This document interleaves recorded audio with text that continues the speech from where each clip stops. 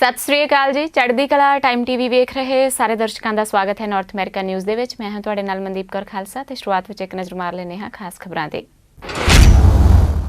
Ontario ਦੇ premier ਨੇ ਦੱਸਿਆ ਕਿ ਕਰੋਨਾ ਦਾ ਖਤਰਾ ਨਹੀਂ ਟਲਿਆ। ਡਗ ਫੋਰਡ ਨੇ ਇਸ ਮੌਕੇ ਪ੍ਰਵਾਸੀ ਖੇਤ ਮਜ਼ਦੂਰਾਂ ਦੀ ਕੋਵਿਡ ਜਾਂਚ ਨੂੰ ਮੁੱਖ ਵਿਕਲਪ ਕਿਹਾ। ਐਨਡੀਪੀ ਦੇ ਪ੍ਰਧਾਨ ਸਰਦਾਰ ਜਗਮੀਤ ਸਿੰਘ ਨੇ ਸੰਸਦ ਵਿੱਚ ਕਈ ਮੁੱਦਿਆਂ ਸੰਬੰਧੀ ਫੈਡਰਲ ਸਰਕਾਰ ਨੂੰ ਘੇਰਿਆ। ਸਿੰਘ ਨੇ ਕਿਹਾ ਕਿ ਲੋਕ ਚਿੰਤਤ ਨੇ ਕਿ ਉਹ ਮਹੀਨੇ ਦੇ ਅੰਤ ਵਿੱਚ ਆਪਣੇ ਬਿੱਲਾਂ ਦਾ ਭੁਗਤਾਨ ਕਿਵੇਂ ਕਰਨਗੇ। ਕੈਨੇਡਾ ਸਰਕਾਰ ਵੱਲੋਂ ਰੈਫਰੈਂਡਮ 2020 ਨੂੰ ਮਾਨਤਾ ਨਾ ਦੇਣ ਦੇ ਕਾਰਨ ਬੌਖਲਾਏ ਗੁਰਪਤਵੰਤ ਪੰਨੂ ਨੇ ਜਸਟਿਨ ਟਰੂਡੋ ਤੇ ਵਿੰਨੇ ਨਿਸ਼ਾਨੇ।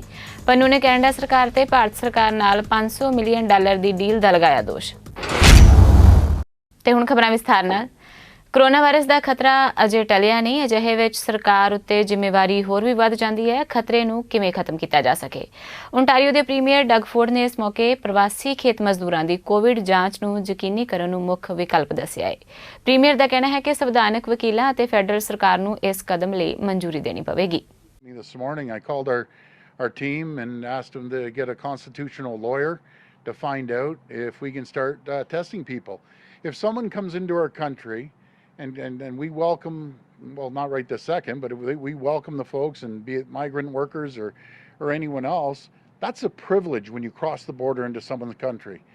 And I think we're at the point now, and I try to work until you can't work any longer with the folks, and I would like to look into mandatory testing. It doesn't hurt anyone. You come into the country, you self-isolate for 2 weeks, you get tested, and it makes everyone feel more comfortable. But we have to check the Constitution. I got to make sure I go through the lawyers. I have to make sure I call the federal government. But what's the problem to get a quick test? I've been tested a couple of times. I'm sure everyone around here has been tested. And you're coming into our country, you're going to collect a paycheck, you're giving a great service, and I appreciate the migrant workers, I really do. We're protecting them. If for any reason they're sick, they're going to get paid. If they were here last year, they're going to get served. We're going to make sure we take care of them. We're going to feed them. We're going to put them in hotels at our cost. So the least thing you can do is cooperate and get a test, because it holds up all of Essex and Windsor, and it's just not fair to the people of Essex and Windsor. So, you know, I'm up here last few weeks begging and pleading to get tested, and some are getting tested, but there's a lot of people still not getting tested, just refusing to get tested. So that's what burns me up, and we'll look into mandatory testing, especially for the second wave of migrant workers coming in here. I think there's another 3,000 coming in, but I'm not a constitutional expert, and I'm going to check with the legal team on this. And if that's the case, then we'll put an order forward that they should be tested. ਵਿਰੋਧੀ ਧਿਰ ਦੇ ਆਗੂ Andrew sheer ਵੱਲੋਂ ਕਈ ਮਾਮਲਿਆਂ ਨੂੰ ਲੈ ਕੇ Liberal ਸਰਕਾਰ ਨੂੰ ਸੰਸਦ ਵਿੱਚ ਘੇਰਿਆ ਗਿਆ। ਸ਼ੀਅਰ ਨੇ ਇਸ ਦੌਰਾਨ ਸਰਕਾਰ ਤੇ ਤੰਜ ਕੱਸਦਿਆਂ ਕਿਹਾ ਕਿ ਪ੍ਰਧਾਨ ਮੰਤਰੀ ਨਹੀਂ ਚਾਹੁੰਦੇ ਕਿ ਕੋਈ ਉਹਨਾਂ ਤੋਂ $900 ਮਿਲੀਅਨ ਦੇ ਘੁਟਾਲੇ ਬਾਰੇ ਕੋਈ ਸਖਤ ਪ੍ਰਸ਼ਨ ਪੁੱਛਣ। ਸ਼ੀਅਰ ਨੇ ਵੀ ਕਿਹਾ ਕਿ ਇਹਨਾਂ ਮਾਮਲਿਆਂ ਸੰਬੰਧੀ ਲਿਬਰਲ ਕੋਈ ਵੀ ਸਪਸ਼ਟ ਜਵਾਬ ਨਹੀਂ ਦੇ ਰਹੇ, ਜਿਸ ਤੇ ਪ੍ਰਧਾਨ ਮੰਤਰੀ ਨੇ ਆਪਣੀ ਪ੍ਰਤੀਕਿਰਿਆ ਵੀ ਦਿੱਤੀ। Right, Mr. Speaker, nothing to see here, just move on. Don't ask any of the tough questions.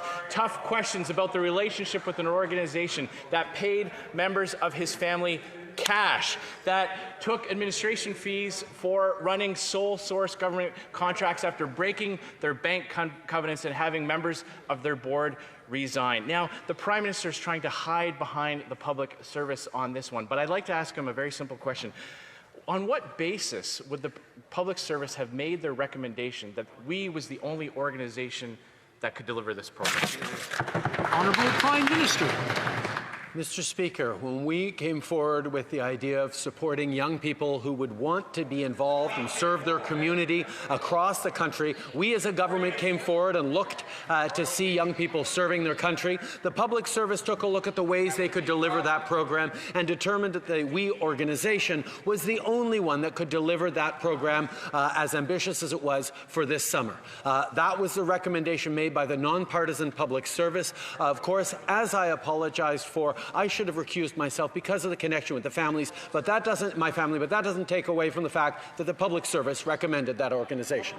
Leader of the Opposition. Well, Mr. Speaker, here's what the Charity Intelligence Watchdog said about that claim. Quote, I'm not sure how you would assess the charity's track record or capability to do this if they had not previously done such work in the past. His explanation just doesn't hold up. But there are two camps developing in the Liberal Party, Mr. Speaker. On the one hand, we have the Foreign Affairs Minister, who wisely took a barge pole and separated himself from the scandal, saying that it was a mistake and he didn't know anything about it. Then we have the Deputy Prime Minister, who had no problem showing Liberal faithful that she was willing to defend her leader. I would ask the Deputy Prime Minister, what would it take for her to lose confidence in the scandal-plagued Prime Minister? The Right Honourable Prime Minister. Mr. Speaker, every step of the way, our government has been looking to support Canadians through this unprecedented pandemic.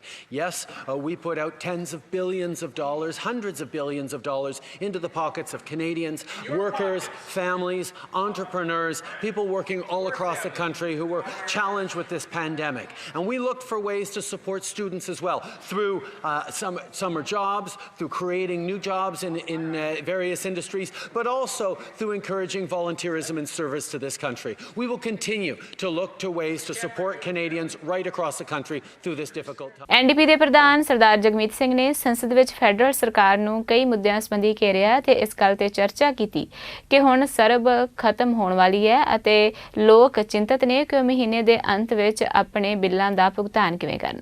ਇਸ ਮੌਕੇ ਉਹਨਾਂ ਸਰਕਾਰ ਨੂੰ ਲੋਕਾਂ ਦਾ ਸਹਾਰਾ ਬਣਨ ਲਈ ਕਿਹਾ। Will the Prime Minister extend CERB or will he end it at the end of August? I met a couple that works in music production. They support concerts by helping to set up the stage. They lost their job and have no hope of returning to a job. What is the plan for that couple? People are seeing a Prime Minister who seems more interested in helping close friends by giving millions of dollars to but they're still worried about their future, and they don't know if this Prime Minister is focused on helping them or just helping their close friends. So will the Prime Minister commit to improving EI, to extending CERB, to ensuring that people aren't left in the lurch come the end of August? I'm simply asking a direct question. What is that plan? Will the government improve EI to help all Canadians? Will the government extend CERB? People need to know. Doug Ford ਦਾ ਕਹਿਣਾ ਹੈ ਕਿ ਸੂਬਾ ਬੁੱਧਵਾਰ ਨੂੰ ontario ਦੇ ਮੁੜ ਖੋਲ੍ਹਣ ਦੀ ਯੋਜਨਾ ਦੇ ਤੀਜੇ ਪੜਾਅ ਦੇ ਵਿੱਚ ਦਾਖਲ ਹੋਣ ਵਾਲੇ ਖੇਤਰਾਂ ਲਈ ਇੱਕ ਅਪਡੇਟ ਪ੍ਰਦਾਨ ਕਰੇਗਾ। ਪ੍ਰੀਮੀਅਰ ਦਾ ਕਹਿਣਾ ਹੈ ਕਿ ਉਹ ਆਸ਼ਾਵਾਦੀ ਨੇ ਕਿ ਹਾਲਾਤਾਂ ਦੇ ਮੱਦੇਨਜ਼ਰ ਮਾਹਰਾਂ ਦੇ ਨਾਲ ਵਿਚਾਰ ਕਰਕੇ ਫੈਸਲਾ ਲਿਆ ਜਾਵੇਗਾ। I know the people are expecting to hear an update on stage 3 reopening from us on Monday. But the health officials have asked for a little more time to analyze the numbers. And as I've always said, we can't rush this. We will only move forward based on the best medical advice from the Chief Medical Officer, command table, and our local public health units. We will have an update for you on Wednesday on stage 3 and the status of the 3 other regions. And I'm hopeful that we'll have some good news to share on Wednesday for those regions waiting to enter stage 3. Jagmeet Singh ਨੇ ਕਿਹਾ ਹੈ ਕਿ ਇਸ ਮਹਾਮਾਰੀ ਦੇ ਸਮੇਂ ਵਿੱਚ Canada ਸਰਕਾਰ ਵੱਲੋਂ ਜੋ ਵੀ ਕਦਮ ਚੁੱਕੇ ਜਾ ਰਹੇ ਨੇ ਉਹ ਨਾਕਾਫੀ ਨੇ ਅਤੇ ਲੋਕ ਸਰਕਾਰ ਤੋਂ ਕੁਝ ਮਦਦ ਦੀ ਉਮੀਦ ਕਰ ਰਹੇ ਨੇ। ਉਹਨਾਂ ਇਸ ਮੌਕੇ ਲਿਬਰਲ ਸਰਕਾਰ ਦੀ ਕਾਰਗੁਜ਼ਾਰੀ ਤੇ ਵੀ ਸਵਾਲ ਚੁੱਕੇ। I want to start off by framing the response to COVID-19.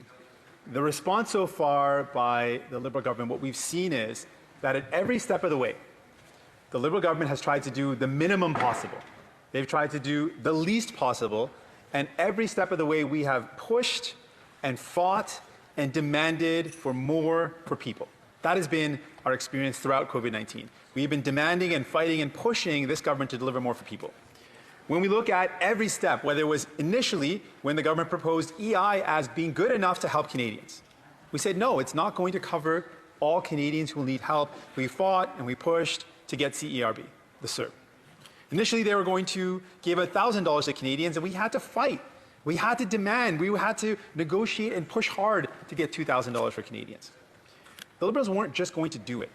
They were willing to do the minimum possible. Child care sector ਲਈ ਫੈਡਰਲ ਸਰਕਾਰ ਵੱਲੋਂ 625 ਮਿਲੀਅਨ ਡਾਲਰ ਦੀ ਆਰਥਿਕ ਮਦਦ ਦਾ ਐਲਾਨ ਕੀਤਾ ਗਿਆ ਹੈ। ਮਹਾਮਾਰੀ ਤੋਂ ਬਾਅਦ ਹੌਲੀ-ਹੌਲੀ ਖਤਮ ਹੋ ਰਹੀਆਂ ਪਾਬੰਦੀਆਂ ਤੋਂ ਮਗਰੋਂ ਮਾਪਿਆਂ ਨੇ ਕੰਮ ਉੱਤੇ ਪਰਤਣਾ ਸ਼ੁਰੂ ਕਰ ਦਿੱਤਾ ਹੈ। ਇਸ ਦੇ ਲਈ ਸਰਕਾਰ ਵੱਲੋਂ ਇਸ ਪਾਸੇ ਵੱਲ ਫੌਰੀ ਤੌਰ ਤੇ ਧਿਆਨ ਦਿੱਤੇ ਜਾਣ ਦੀ ਮੰਗ ਕੀਤੀ ਜਾ ਰਹੀ ਸੀ। Families, children and social development ਮੰਤਰੀ ਅਹਿਮਦ ਹੁਸੈਨ ਨੇ ਕਿਹਾ ਹੈ ਕਿ ਇਸ ਨਿਵੇਸ਼ ਦੇ ਨਾਲ ਸਰਕਾਰ ਵੱਲੋਂ ਇਹ ਯਕੀਨੀ ਬਣਾਉਣ ਦੀ ਕੋਸ਼ਿਸ਼ ਕੀਤੀ ਗਈ ਹੈ ਕਿ ਜਦੋਂ ਮਾਪੇ ਆਪਣੇ ਕੰਮਾਂ ਤੇ ਪਰਤਣ ਲੱਗਣਗੇ ਤਾਂ ਉਹਨਾਂ ਦੇ ਬੱਚਿਆਂ ਲਈ ਵੱਡੀ ਮਾਤਰਾ ਵਿੱਚ ਅਤੇ ਕਿਫਾਇਤੀ ਚਾਈਲਡ ਕੇਅਰ ਸਪੈਸ਼ਲਿਸਟ ਉਪਲਬਧ ਹੋਣ। ਇਸ ਦੇ ਨਾਲ ਹੀ ਉਹਨਾਂ ਕਿਹਾ ਹੈ ਕਿ ਫੈਡਰਲ ਸਰਕਾਰ ਵੱਲੋਂ ਪ੍ਰੋਵਿੰਸਾਂ ਤੇ ਟੈਰੀਟਰੀਜ਼ ਨਾਲ ਕੀਤੇ ਗਏ 19 ਬਿਲੀਅਨ ਡਾਲਰ ਦੇ ਸੇਫ ਰੀਸਟਾਰਟ ਐਗਰੀਮੈਂਟ ਦਾ ਹਿੱਸਾ ਹੈ। ਪੇਰੈਂਟਸ ਅਤੇ ਚਾਈਲਡ ਕੇਅਰ ਕਾਰਕੁਨਾਂ ਵੱਲੋਂ ਸਰਕਾਰ ਦੇ ਹਰ ਪੱਧਰ ਉੱਤੇ ਜ਼ੋਰ ਲਾਇਆ ਜਾ ਰਿਹਾ ਸੀ ਕਿ ਬੱਚਿਆਂ ਨੂੰ ਸਕੂਲਾਂ ਤੇ ਹੋਰ ਡੇ ਕੇਅਰ ਫੈਸਿਲਿਟੀਜ਼ ਤੱਕ ਸੁਰੱਖਿਅਤ ਢੰਗ ਦੇ ਨਾਲ ਪਹੁੰਚਾਉਣ ਲਈ ਸਰਕਾਰਾਂ ਜਲਦੀ ਹਰਕਤ ਵਿੱਚ ਆਉਣ। ਬਾਰਸ, ਗੋਲਫ ਕੋਰਸਿਸ, ਜਿਮ ਅਤੇ ਹੋਰ ਮਨੋਰੰਜਨ ਵਾਲੀਆਂ ਥਾਵਾਂ ਪਹਿਲਾਂ ਖੁੱਲ੍ਹਣ ਦੇ ਕਾਰਨ ਕਈ ਲੋਕ ਇਹ ਜਵਾਬ ਚਾਹੁੰਦੇ ਸਨ ਕਿ ਆਖਰਕਾਰ ਸਿਆਸਤਦਾਨਾਂ ਦੀਆਂ ਤਰਜੀਹਾਂ ਕੀ ਨੇ। ਹੁਸੈਨ ਨੇ ਕਿਹਾ ਹੈ ਕਿ ਇਹ ਆਰਥਿਕ ਮਦਦ ਪਹਿਲਾਂ ਹੀ ਪ੍ਰੋਵਿੰਸਾਂ ਤੇ ਟੈਰੀਟਰੀਜ਼ ਨੂੰ early learning and child care bilateral agreements ਦੇ ਰਾਹੀਂ ਚਾਈਲਡ ਕੇਅਰ ਸੰਬੰਧੀ ਦਿੱਤੀ ਜਾ ਚੁੱਕੀ ਸਹਾਇਤਾ ਤੋਂ ਵੱਖਰੀ ਹੈ। But as Prime Minister Justin Trudeau has said, COVID-19 isn't just a health crisis, it is an economic one.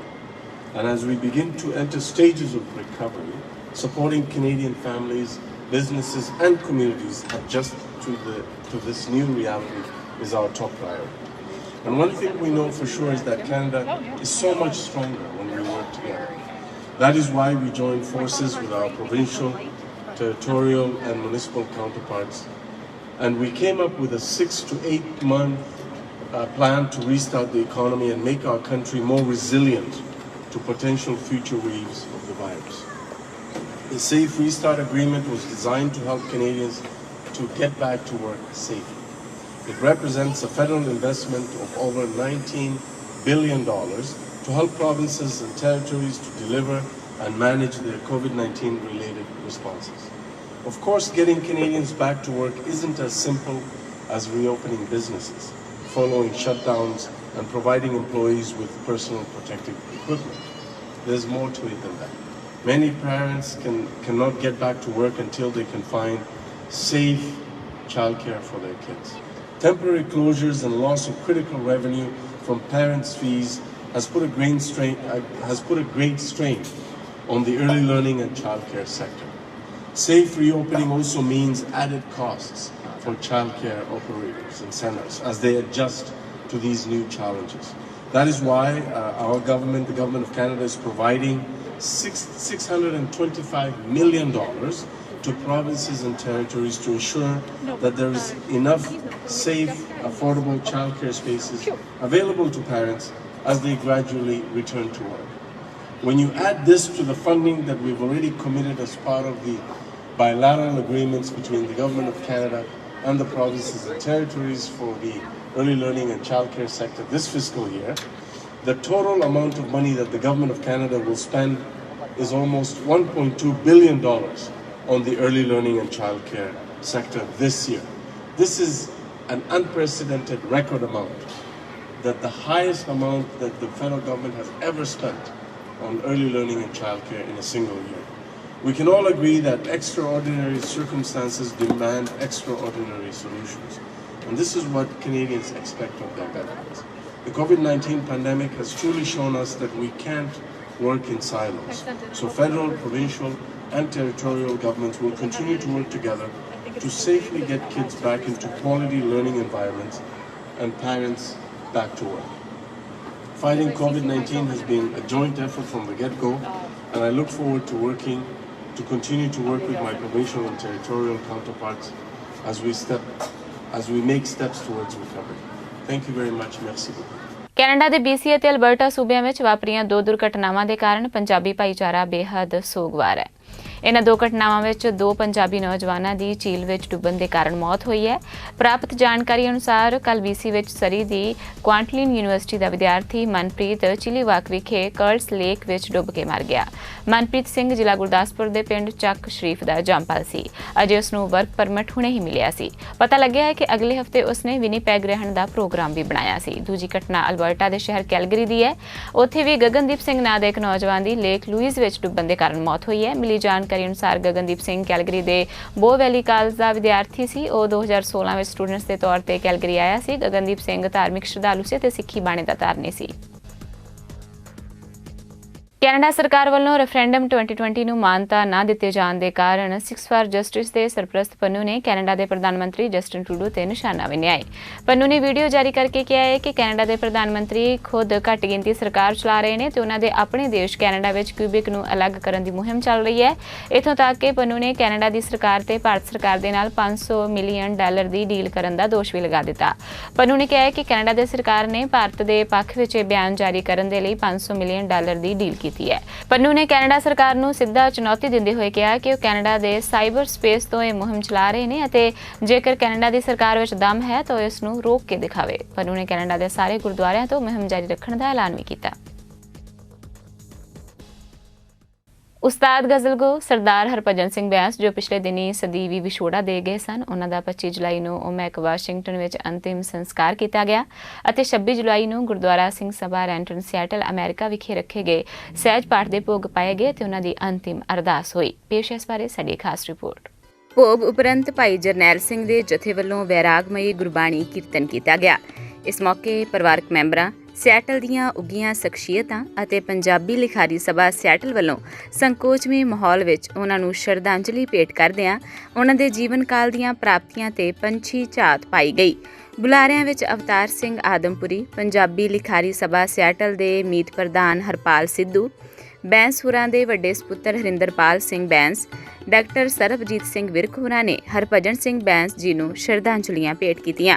Stage ਸਕੱਤਰ ਦੀ ਸੇਵਾ ਰਘਬੀਰ ਸਿੰਘ ਸੰਧਰ ਨੇ ਨਿਭਾਈ। ਕਰੋਨਾ ਦੇ ਚੱਲਦਿਆਂ ਪੰਜਾਬੀ ਮਾਂ ਬੋਲੀ ਦੇ ਰੋਸ਼ਨ ਚਿਰਾਗ ਬੈਂਸ ਜੀ ਨੂੰ ਦੇਸ਼ ਵਿਦੇਸ਼ਾਂ ਤੋਂ ਲਗਭਗ ਸਾਰੀਆਂ ਸਾਹਿਤਿਕ ਸਭਾਵਾਂ, ਨਾਮਵਰ ਲੇਖਕਾਂ, ਉਹਨਾਂ ਦੇ ਸ਼ਾਗਿਰਦਾਂ ਅਤੇ ਉਹਨਾਂ ਨੂੰ ਪਿਆਰ ਕਰਨ ਵਾਲੇ ਅਨੇਕਾਂ ਸਰੋਤਿਆਂ ਨੇ ਫੋਨ, ਮੈਸੇਜ, ਵਟਸਐਪ ਜਾਂ ਈਮੇਲ ਦੇ ਰਾਹੀਂ ਸ਼ਰਧਾ ਦੇ ਫੁੱਲ ਭੇਟ ਕੀਤੇ। ਸਰਦਾਰ ਹਰਭਜਨ ਸਿੰਘ ਬੈਂਸ 6 ਭਾਸ਼ਾਵਾਂ ਪੰਜਾਬੀ, ਹਿੰਦੀ, ਇੰਗਲਿਸ਼, ਉਰਦੂ, ਫਾਰਸੀ ਅਤੇ ਸੰਸਕ੍ਰਿਤੀ ਦੇ ਮਾਹਰ ਸਨ।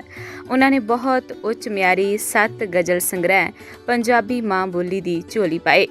ਕੱਲੀ ਨਾ ਕਲਮ ਸਮਝੋ, ਮਕਤਿਲ ਅੰਦਰ ਰਹਿਮ ਵਿਚਾਰ, ਤਜੀ ਮੇਘਲੇ ਤਾਸੀਰ, ਜ਼ਿੰਦਗੀ ਵਿਲਪ ਕਰੇ, ਮਿੱਟੀ ਦੀ ਡਲੀ, ਅੰਤਰਨਾਦ ਅਤੇ ਮਹਿਕ ਜਿਹੀ ਮੁਸਕਾਨ। ਉਹਨਾਂ ਨੂੰ Bharat, Pakistan, America, Canada, England ਅਤੇ ਹੋਰ ਕਈ ਦੇਸ਼ਾਂ ਵਿੱਚ ਬਹੁਤ ਮਾਣ ਸਨਮਾਨ ਮਿਲੇ। ਉਹ ਆਪਣੀਆਂ ਲਿਖਤਾਂ ਦੇ ਰਾਹੀਂ ਪੰਜਾਬੀ ਜਗਤ ਵਿੱਚ ਹਮੇਸ਼ਾ ਹੀ ਯਾਦ ਰਹਿਣਗੇ। ਇਸ ਮੌਕੇ ਤੇ ਨਾਨਕਿਆਂ ਵੱਲੋਂ ਲਿਆਂਦੀ ਗਈ ਦਸਤਾਰ ਗੁਰਦੁਆਰਾ ਸਾਹਿਬ ਦੇ ਹੈੱਡ ਗ੍ਰੰਥੀ ਗਿਆਨੀ ਸ਼ੇਰ ਸਿੰਘ ਹੁਰਾਂ ਨੇ ਹਰਿੰਦਰਪਾਲ ਸਿੰਘ ਬੈਂਸ ਦੇ ਸਿਰ ਤੇ ਬੰਨ੍ਹ ਕੇ ਸਾਡੀ ਸਮਾਜਿਕ ਰਸਮ ਵੀ ਨਿਭਾਈ।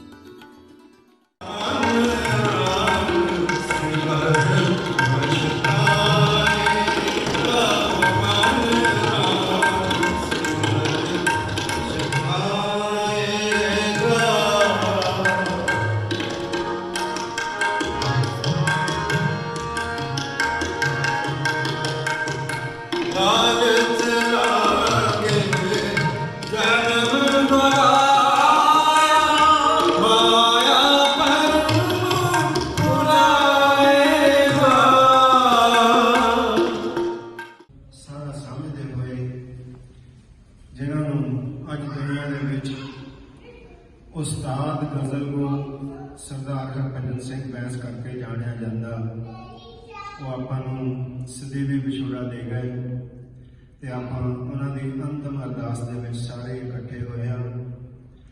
ਜਿੰਨੇ ਵੀ ਆਏ ਹੋ ਪਰਿਵਾਰ ਵੱਲੋਂ ਸਾਰਿਆਂ ਦਾ ਧੰਨਵਾਦ ਹੈ, ਕਿਉਂਕਿ ਕਰੋਨਾ ਦਾ ਸਮਾਂ ਇਕੱਠ ਸਟੇਟ ਗਵਰਨਮੈਂਟ ਦੇ ਆਰਡਰ ਕਰਕੇ ਵੀ ਲਿਮਿਟਡ ਕੀਤਾ ਜਾ ਸਕਦਾ ਸੀ ਤੇ ਉਂਝ ਵੀ ਆਪ ਜੀ ਨੂੰ ਪਤਾ ਹੀ ਹੈ ਕਿ ਆਪੋ ਆਪਣਾ ਵਿਚਾਰ ਰੱਖਣਾ ਵੀ ਜ਼ਰੂਰੀ ਆ। ਪਰ ਜੇ ਕਿਤੇ ਅੱਜ ਮਾਹੌਲ ਸਹੀ ਹੁੰਦਾ ਤਾਂ ਇਹ ਗੁਰਦੁਆਰਾ ਸਾਹਿਬ ਦਾ ਹਾਲ ਸਰਦਾਰ ਬੈਂਸ ਹੋਣਾ ਲਈ ਛੋਟਾ ਹੋ ਜਾਣਾ ਸੀ, ਕਿਉਂਕਿ ਉਹਨਾਂ ਨੂੰ ਅੱਜ ਸਾਰੀ ਦੁਨੀਆ ਜਾਣਦੀ ਹੈ।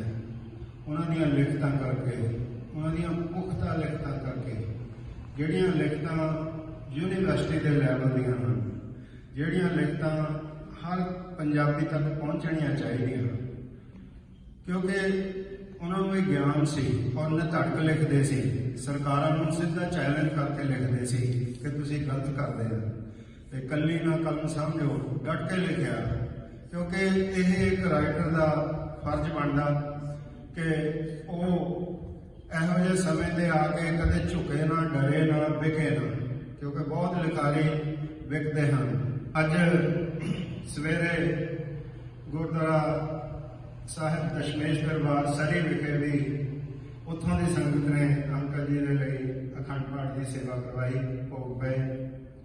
ਇਸੇ ਤਰ੍ਹਾਂ ਹੀ ਲੋਕ ਲਿਖਾਰੀ ਸਭਾ ਕੈਨੇਡਾ, ਉਹਨਾਂ ਵੱਲੋਂ ਸੁਖਵਿੰਦਰ ਕੌਰ ਭੈਣ ਜੀ ਉਹਨਾਂ ਨੇ ਮੈਸੇਜ ਭੇਜਿਆ ਕਿ ਸਾਡੇ ਵੱਲੋਂ ਵੀ ਸ਼ਰਧਾਂਜਲੀ ਭੇਂਟ ਕਰਿਓ। ਇਸੇ ਤਰ੍ਹਾਂ ਹੀ ਵਿਰਾਸਤ ਫਾਊਂਡੇਸ਼ਨ ਕੈਨੇਡਾ ਵੱਲੋਂ ਭੁਪਿੰਦਰ ਸਿੰਘ ਮੱਲੀ ਹੁਣੀ ਮੈਸੇਜ ਭੇਜਿਆ। ਗੁਰਵਿੰਦਰ ਸਿੰਘ ਧਾਲੀਵਾਲ ਐਕਸਪੋਰਟ ਸਭਾ ਤੋਂ, ਇਸੇ ਤਰ੍ਹਾਂ ਹੀ ਹਰਦਰਸ਼ਨ ਮੈਮੋਰੀਅਲ ਇੰਟਰਨੈਸ਼ਨਲ ਫਾਊਂਡੇਸ਼ਨ ਕੈਨੇਡਾ ਵੱਲੋਂ ਜੈਤੇਜ ਸਿੰਘ ਆਨੰਦ ਉਹਨਾਂ ਨੇ ਮੈਸੇਜ ਭੇਜਿਆ। ਲਾਹੌਰ ਯੂਨੀਵਰਸਿਟੀ ਤੋਂ ਨਬੀਲਾ ਰਹਿਮਾਨ ਨੇ, ਇਹ ਲੜਕੀ ਅੰਕਲ ਜੀ ਦੇ ਨਾਲ ਇੱਦਾਂ ਸੀ ਜਿਵੇਂ ਪੇਟ ਹੀ ਰਹਿੰਦੇ ਹੁੰਦੇ, ਇਹਨਾਂ ਦਾ ਇੰਨਾ ਗੂੜਾ ਰਿਸ਼ਤਾ ਸੀ, ਜਦੋਂ ਵੀ ਕਿਤੇ ਲਾਹੌਰ ਗਏ ਆ ਉਹਦੇ ਕੋਲ ਰਹਿੰਦੇ ਸੀ, ਬੜਾ ਹੀ ਉਹਨੇ ਇਹਨਾਂ ਨੂੰ ਇੱਕ ਬਾਪੂ ਵਾਂਗੂ ਸਤਿਕਾਰ ਦਿੱਤਾ। ਚੜ੍ਹਦੀ ਕਲਾ ਟਾਈਮ ਟੀਵੀ ਦੇ ਲਈ ਸਰੀ ਤੋਂ ਹਰਦਮ ਸਿੰਘ ਮਾਨ ਦੀ ਰਿਪੋਰਟ। ਕੋਵਿਡ-19 ਦੇ ਚੱਲਦਿਆਂ ਸੁਰੱਖਿਆ ਦੇ ਨਿਯਮਾਂ ਨੂੰ ਧਿਆਨ ਵਿੱਚ ਰੱਖਦੇ ਹੋਏ ਜਗਤਾਰ ਸਿੰਘ ਬਰਾੜ ਅਤੇ ਪਿੰਦਾ ਕੋਟਲਾ ਵੱਲੋਂ ਵਿਸ਼ੇਸ਼ ਪ੍ਰੋਗਰਾਮ ਦਾ ਪ੍ਰਬੰਧ ਕੀਤਾ ਗਿਆ, ਜਿਸ ਵਿੱਚ ਕੁਝ ਸੀਮਤ ਸ਼ਖਸੀਅਤਾਂ ਦੀ ਹਾਜ਼ਰੀ ਵਿੱਚ ਕਾਗੋਂ ਹੰਸ ਕਰੇ ਜੀਵਨੀ ਦੀ ਪੁਸਤਕ ਰਿਲੀਜ਼ ਕੀਤੀ ਗਈ। ਆਪਣੀ ਜ਼ਿੰਦਗੀ ਦੇ ਮਾਰਗ ਤੇ ਕੁਰਾਹੇ ਚੱਲਦਿਆਂ ਚੰਗੇ ਪਾਸੇ ਵੱਲ ਨੂੰ ਮੁੜਦਾ ਹੈ ਤਾਂ ਦੂਸਰਿਆਂ ਦੇ ਲਈ ਵੀ ਉਹ ਇਨਸਾਨ ਉਦਾਹਰਨ ਬਣਦਾ ਹੈ। ਸੋ ਅਸੀਂ ਕਹਿ ਸਕਦੇ ਹਾਂ ਕਿ ਜਦੋਂ ਕੋਈ ਆਪ ਚੰਗੀ ਲੀਹ ਪਾਉਂਦਾ ਹੈ ਤਾਂ ਸਮਝੋ ਉਹ ਸਮਾਜ ਦੇ ਲਈ ਮਾਰਗਦਰਸ਼ਕ ਬਣ ਗਿਆ। ਅਜਿਹੇ ਹੀ ਇੱਕ ਇਨਸਾਨ ਬਠਿੰਡੇ ਵਾਲੇ ਕਾਂ ਤੋਂ ਰਜਿੰਦਰਪਾਲ ਸਿੰਘ ਖਾਲਸਾ ਬਣੇ ਨੌਜਵਾਨ ਦੇ ਜੀਵਨ ਤੇ ਆਧਾਰਿਤ ਪੁਸਤਕ ਲੇਖਕ ਧਰਮਵੀਰ ਸਿੰਘ ਚੱਠਾ ਵੱਲੋਂ ਲਿਖੀ ਕਾਗੋਂ ਹੰਸ ਕਰੇ ਫ੍ਰਿਜ਼ਨੋ ਦੇ ਗੁਰਦੁਆਰਾ ਸਿੰਘ ਸਭਾ ਵਿਖੇ ਰਿਲੀਜ਼ ਕੀਤੀ ਗਈ। ਇਸ ਰਿਲੀਜ਼ ਸਮਾਰੋਹ ਦੇ ਉਚੇਚੇ ਪ੍ਰਬੰਧਾਂ ਲਈ ਬਾਈ ਜਗਤਾਰ ਸਿੰਘ ਬਰਾੜ, ਪਿੰਦਾ ਕੋਟਲਾ ਵਧਾਈ ਦੇ ਪਾਤਰ ਹਨ। ਇਸ ਮੌਕੇ ਪਤਵੰਤੇ ਸੱਜਣ, ਜਿਨ੍ਹਾਂ ਵਿੱਚ ਨਾਜਰ ਸਿੰਘ ਸਹੋਤਾ, ਹਾਕਮ ਸਿੰਘ ਢਿੱਲੋਂ, ਅਮਰਜੀਤ ਦੌਦਰ, ਅਵਤਾਰ ਗਰੇਵਾਲ, ਜੈਲਾ ਧੂੜਕੋਟ, ਗੁਰੂ ਇਕਬਾਲ ਸਿੰਘ, ਭਰਪੂਰ ਸਿੰਘ ਬਰਾੜ ਆਦਿ ਮੌਜੂਦ ਰਹੇ। ਇਸ ਮੌਕੇ ਵਾਈਸਾਲੀਆ ਗੁਰੂ ਘਰ ਦੇ ਸੇਵਾਦਾਰ ਬੂਟਾ ਸਿੰਘ ਜੀ ਅਤੇ ਪੱਤਰਕਾਰ ਨੀਟਾ ਮਾਛੀਕੇ ਵੱਲੋਂ ਲੇਖਕ ਧਰਮਵੀਰ ਸਿੰਘ ਚੱਠਾ ਅਤੇ ਪੂਰੀ ਟੀਮ ਨੂੰ ਚੰਗੇ ਕਾਰਜ ਲਈ ਵਧਾਈ ਦਿੱਤੀ ਗਈ। ਰੰਗਲਾ ਪੰਜਾਬ ਜਿਸ ਪਾਸੇ ਵੱਲ ਨੂੰ ਅੱਜ ਕੱਲ੍ਹ ਜਾ ਰਿਹਾ, ਸਰਕਾਰ ਚਾਹੇ ਜਿਹਦੀ ਮਰਜ਼ੀ ਹੋਵੇ, ਲੇਕਿਨ ਜਿਹੋ ਜਿਹੀਆਂ ਖਬਰਾਂ ਪੰਜਾਬ ਤੋਂ ਆ ਰਹੀਆਂ ਉਹ ਬੜੀਆਂ ਦੁਖਦਾਈ ਆ ਕਿ ਸਾਡੇ ਮੁੰਡੇ ਗੈਂਗਸਟਰ ਕਲਚਰ ਵੱਲ ਨੂੰ ਵੱਧ ਰਹੇ ਆ, ਨਸ਼ੇ ਦੀ ਲਪੇਟ ਦੇ ਵਿੱਚ ਆ ਰਹੇ ਆ। ਲੇਕਿਨ ਇਹ ਸਾਰੇ ਕੁਝ ਦੇ ਬਾਵਜੂਦ ਕੁਝ ਚੰਗੀਆਂ ਖਬਰਾਂ ਇਹ ਪੰਜਾਬ ਤੋਂ ਆ ਰਹੀਆਂ, ਜਿਵੇਂ ਧਰਮਵੀਰ ਚੱਠਾ ਵੱਲੋਂ ਇੱਕ ਕਿਤਾਬ ਕਾਗੋਂ ਹੰਸ ਕਰੇ ਲਿਖੀ ਗਈ ਹੈਗੀ ਆ। ਇਹਦੇ ਵਿੱਚ ਬਾਇਓਗ੍ਰਾਫੀ ਆ ਬਠਿੰਡੇ ਵਾਲੇ ਕਾਂ ਦੀ, ਜਿਹੜਾ ਕਿ ਆਪਦਾ ਜੀਵਨ ਚੇਂਜ ਕਰਕੇ ਹੁਣ ਇਸ ਟਾਈਮ ਰਜਿੰਦਰਪਾਲ ਸਿੰਘ ਖਾਲਸਾ। ਨਸ਼ਿਆਂ ਤੋਂ ਦੂਰ ਰਹੋ, ਸਾਂਭ ਲਓ ਸਰੀਰਾਂ ਨੂੰ, ਲਾਲੀ ਪਧਿਆਣੇ ਵਾਲਾ ਕਹਿੰਦਾ ਸਾਰੇ ਵੀਰਾਂ ਨੂੰ, ਨਸ਼ੇ ਜ਼ਿੰਦਗੀ ਦੀ ਸ਼ਾਨ ਘਟਾਉਂਦੇ, ਵੀਰੋ ਨਸ਼ੇ ਨਾ ਕਰੋ, ਕਿਉਂਕਿ ਮੇਰਾ ਵੀਰ ਲਾਲੀ ਪਧਿਆਣੇ ਵਾਲਿਆਂ ਨੇ ਬਹੁਤ ਸੋਹਣੀਆਂ ਲਾਈਨਾਂ ਲਿਖੀਆਂ ਨੇ। ਜੋ ਕਾਗੋ ਹੰਸ ਕਰੇ, ਮੇਰੇ ਅੱਜ ਸਾਡੇ ਫ੍ਰਿਜ਼ਨੋ ਵਿੱਚ ਇਹ ਬੁੱਕ ਰਿਲੀਜ਼ ਕੀਤੀ ਆ। ਮੇਰਾ ਵੀਰ ਨਸ਼ੇ ਕਰਦਾ ਸੀ, ਉਹ ਹੁਣ ਗੁਰੂ ਵਾਲੇ ਪਾਸੇ ਹੋ ਗਿਆ ਤੇ ਅਸੀਂ ਉਹਨੂੰ ਲੱਖ ਲੱਖ ਵਧਾਈਆਂ ਦਿੰਦੇ ਹਾਂ ਜੀ। ਵਾਹਿਗੁਰੂ ਜੀ ਕਾ ਖਾਲਸਾ, ਵਾਹਿਗੁਰੂ ਜੀ ਕੀ ਫਤਿਹ। ਵਾਹਿਗੁਰੂ ਜੀ ਕਾ ਖਾਲਸਾ, ਵਾਹਿਗੁਰੂ ਜੀ ਕੀ ਫਤਿਹ। ਇਤਿਹਾਸ ਦੇ ਵਿੱਚ ਇੱਕ ਛੋਟੀ ਜਿਹੀ ਘਟਨਾ ਗੁਰੂ ਨਾਨਕ ਸਾਹਿਬ ਮਹਾਰਾਜ ਦੀ, ਜਿਸ ਵੇਲੇ ਰੀਠੇ ਦੇ ਹੇਠਾਂ ਬੈਠਦੇ ਨੇ ਔਰ ਰੀਠੇ ਮਿੱਠੇ ਹੋ ਜਾਂਦੇ ਨੇ। ਇੱਕ ਬੜਾ ਵੱਡਾ ਮੈਸੇਜ ਸੀ, ਜਿੱਥੇ ਗੁਰਬਾਣੀ ਦਾ ਵਾਸਾ ਹੈ ਉਸ ਥਾਂ ਤੇ ਮਿਠਾਸ ਭਰਦੀ ਹੈ। ਸਾਡੇ ਵੀਰ ਸਰਦਾਰ ਰਜਿੰਦਰਪਾਲ ਸਿੰਘ ਖਾਲਸਾ, ਜੋ ਪਹਿਲਾਂ ਗੁਨਾਹਾਂ ਦੇ ਰਸਤਿਆਂ ਤੇ ਚੱਲ ਰਹੇ ਸਨ, ਗੁਨਾਹਾਂ ਦੇ ਰਸਤਿਆਂ ਤੇ ਇੰਨਾ ਅਗਾਂਹ ਲੰਘ ਗਏ ਜਿੱਥੋਂ ਵਾਪਸੀ ਬੜੀ ਮੁਸ਼ਕਿਲ ਸੀ। ਕੋਈ ਸੰਸਾਰੀ ਤਰੀਕਾ ਵਰਤ ਕੇ ਵਾਪਸੀ ਨਹੀਂ ਸੀ। ਇਹ ਸਿਰਫ ਗੁਰਬਾਣੀ ਦਾ ਉਪਦੇਸ਼ ਪੱਲੇ ਬੰਨਿਆ, ਗੁਰਬਾਣੀ ਦੇ ਲੜ ਲੱਗੇ, ਗੁਰੂ ਦੇ ਨਾਲ ਜੁੜੇ ਤੇ ਜਿਵੇਂ ਗੁਰੂ ਨਾਨਕ ਸਾਹਿਬ ਦੀ ਬਾਣੀ ਸੁਣ ਕੇ ਰੀਠੇ ਮਿੱਠੇ ਹੋ ਗਏ। ਉਸ ਗੈਂਗਸਟਰ ਦੇ ਅੰਦਰ ਗੁਰੂ ਨੇ ਐਸੀ ਰਹਿਮਤ ਕੀਤੀ, ਇੱਕ ਨਿਮਰਤਾ ਭਰ ਦਿੱਤੀ, ਨਿਮਰਤਾ ਦਾ ਉਪਦੇਸ਼ ਦਿੱਤਾ ਔਰ ਗੁਰੂ ਦੇ ਰਾਹ ਤੇ ਚੱਲ ਕੇ ਬਠਿੰਡੇ ਵਾਲਾ ਕਾਂ ਭਾਈ ਰਜਿੰਦਰਪਾਲ ਸਿੰਘ ਖਾਲਸਾ ਬਣਿਆ।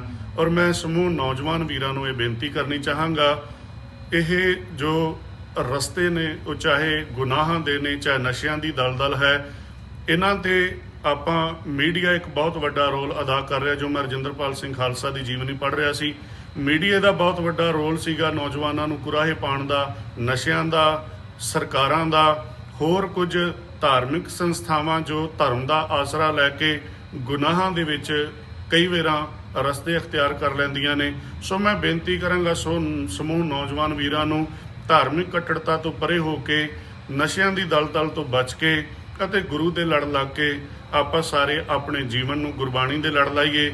ਕਾਗੋਂ ਹੰਸ ਕਰੇ ਜੇ ਗੁਰਬਾਣੀ ਨੇ ਕਿਹਾ, ਅਸੀਂ ਵੀ ਆਪਣਾ ਜੀਵਨ ਕਾਗਾਂ ਤੋਂ ਹੰਸ ਵਰਗਾ ਬਣਾ ਸਕੀਏ। ਸੋ ਧੰਨਵਾਦ ਹੈ ਸਰਦਾਰ ਧਰਮਵੀਰ ਚੱਠਾ ਜੀ ਦਾ ਅਤੇ ਸਮੂਹ ਅਮਰੀਕਾ ਵਿੱਚ ਵਸਦੇ ਵੀਰਾਂ ਦਾ, ਜੋ ਅੱਜ ਅਸੀਂ ਇਹ ਕਿਤਾਬ ਰਿਲੀਜ਼ ਕਰ ਰਹੇ ਹਾਂ। ਕਾਗੋਂ ਹੰਸ ਕਰੇ ਦਾਸ ਬੂਟਾ ਸਿੰਘ, ਵਾਈਸੇਲੀਆ, ਕੈਲੀਫੋਰਨੀਆ, USA ਤੋਂ। ਵਾਹਿਗੁਰੂ ਜੀ ਕਾ ਖਾਲਸਾ, ਵਾਹਿਗੁਰੂ ਜੀ ਕੀ ਫਤਿਹ। ਮੈਂ ਧਰਮਵੀਰ ਚੱਠਾ ਤੇ ਮੇਰੇ ਨਾਲ ਨੇ ਰਜਿੰਦਰਪਾਲ ਖਾਲਸਾ ਜੀ, ਬਠਿੰਡੇ ਵਾਲਾ ਕਾਂ ਦੇ ਨਾਲ ਫੇਮਸ ਰਹੇ ਆ। ਪਿਛਲੇ ਦਿਨੀ ਅਸੀਂ ਇਹਨਾਂ ਦੀ ਜ਼ਿੰਦਗੀ ਦੇ ਆਧਾਰ ਤੇ ਇੱਕ ਕਿਤਾਬ ਕਾਗੋਂ ਹੰਸ ਕਰੇ ਰਿਲੀਜ਼ ਕੀਤੀ ਆ, ਜਿਸ ਨੂੰ ਕਿ ਹੁਣ ਸਾਡੇ ਕੁਝ ਦੋਸਤ ਜਗਤਾਰ ਬਰਾੜ, ਨੀਤਾ ਮਾਸ਼ੀ ਤੇ ਹੋਰ ਬਹੁਤ ਸਾਰੇ ਦੋਸਤ ਅਮਰੀਕਾ, ਕੈਲੀਫੋਰਨੀਆ ਤੋਂ ਰਿਲੀਜ਼ ਕਰਨ ਜਾ ਰਹੇ ਆ। ਮੈਂ ਤੁਹਾਨੂੰ ਦੱਸ ਦੇਵਾਂ ਕਿ ਇਸ ਬੁੱਕ ਦੇ ਵਿੱਚ ਖਾਲਸਾ ਜੀ ਦੀ, ਰਜਿੰਦਰਪਾਲ ਖਾਲਸਾ ਦੀ ਜ਼ਿੰਦਗੀ ਆ ਤੇ ਪਹਿਲਾਂ ਇਹਨਾਂ ਦਾ ਪਿਛੋਕੜ ਕਿ ਕਿਵੇਂ ਇਹਨਾਂ ਦੇ ਫਾਦਰ 65-71 ਦੀਆਂ ਲੜਾਈਆਂ ਲੜੇ ਤੇ ਇਹ ਨਸ਼ਿਆਂ ਤੇ ਬਦਮਾਸ਼ੀ ਦੇ ਵਿੱਚ ਇੰਨੇ ਗਲਤਾਨ ਹੋ ਗਏ ਕਿ ਇੱਕ ਟਾਈਮ ਲਈ ਆਪਦੀ ਜ਼ਿੰਦਗੀ ਦਾ ਮਕਸਦ ਭੁੱਲ ਗਏ। ਸੋ ਇਸ ਕਰਕੇ ਉਸ ਤੋਂ ਬਾਅਦ ਇਹਨਾਂ ਨੇ ਆਪਦੀ ਜ਼ਿੰਦਗੀ ਨੂੰ ਬਿਲਕੁਲ ਬਦਲਿਆ ਤੇ ਇੱਕ ਨਵੇਂ ਟਰੈਕ ਤੇ ਆ ਕੇ ਗੁਰਸਿੱਖ ਬਣੇ ਤੇ ਸਾਰੇ ਪਰਿਵਾਰ ਨੂੰ ਗੁਰਸਿੱਖ ਬਣਾਇਆ। ਸੋ ਮੈਂ ਚਾਹੁੰਦਾ ਇਹ ਦੁਨੀਆ ਦਾ ਹਰ ਨੌਜਵਾਨ ਇਸ ਕਿਤਾਬ ਨੂੰ ਪੜ੍ਹੇ।